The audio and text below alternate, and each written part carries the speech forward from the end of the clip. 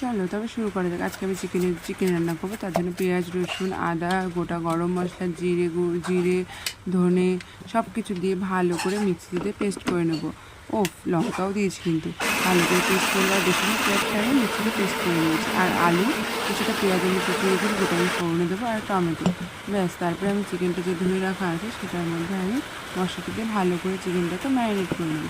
সাথে একটু দিয়ে দেবো হলুদ, একটু লবণ, আর দিয়ে দেবো একটু কাঁচা সর্ষের তেল দিয়ে ভালো করে চিকেনটাকে ম্যারিনেট করে আমি সাইডে রেখে দেবো।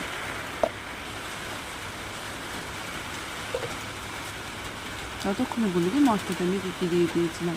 আমি দিয়েছিলাম পেঁয়াজ, রসুন, আদা, জিরে, ধনিয়া, মানে গোটা ধনিয়া, আর হচ্ছে দুটো গোলমরিচ, একটা এলাচ, একটু দারচিনি, সব গোটা দিয়েছিলাম।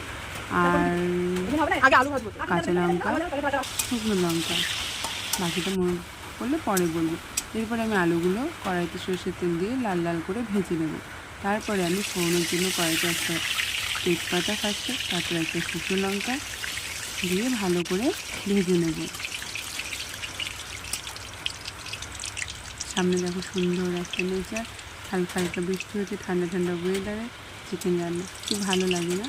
তারপরে আমি দিয়ে দিলাম শুকনো লঙ্কা। দেখো ভালো করে শুকনো লঙ্কাটাকে ভেজে নিই। ওই যে আমি অল্প একটু পেঁয়াজ রেখেছিলাম কুচিয়ে, সেটা দিয়ে ভালো করে ভেজে নেবো লাল লাল করে।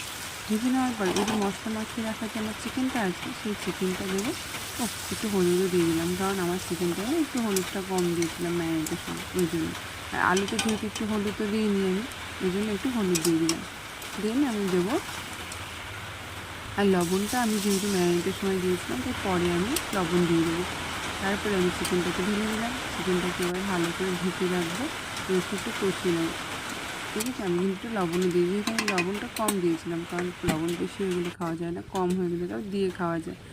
তারপরে ভালো করে ঢেকে নিয়ে আমি চিকেনটাকে কষিয়ে নেব।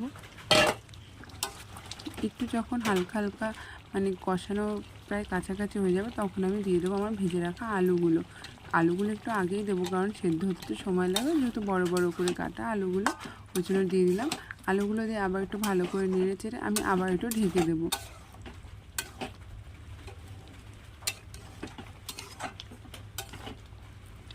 দেখেছো মশলাটা পেস্ট করে ম্যারিনেট করেছিলাম বলে গ্রেভিটা কীরকম মানে থিকনেস মতো হয়েছে, খুব ভালো লাগে। আমার এইভাবে রান্না করে খেতে খুব ভালো লাগে, তোমরা একদিন বাড়িতে ট্রাই করো। তারপর দেখো আমার চিকেনটা প্রায় কষে গেছে। তারপরে আমি দিয়ে দেবো এর মধ্যে একটু জল, ভালো করে কষিয়ে নিতে হবে। তোমরা তোমাদের মতো তোমরা কতটা কষাতে চাও একটু, আমি এর থেকে বেশি কষাইনি, কারণ আমি এমনিতে এটা একটু শর্ট টাইমে রান্না করার চেষ্টা করেছি। তারপর দিয়ে দিলাম একটু জল, যতটুকু তোমরা ঝোল রাখতে চাও ততটুকুই জল দেবে। জল দিয়ে তারপরে আমি আবার একটু ঢেকে দেবো। ঢেকে দিয়ে যখন দেখবো একটু সেদ্ধ হয়ে গেছে, নামানোর আগে আমি একটু ধনেপাতা ছিল সেটা আমি একটু দিয়ে দিলাম। দিয়ে আমার লাল লাল ঝাল ঝাল chicken ready. Thank you for watching.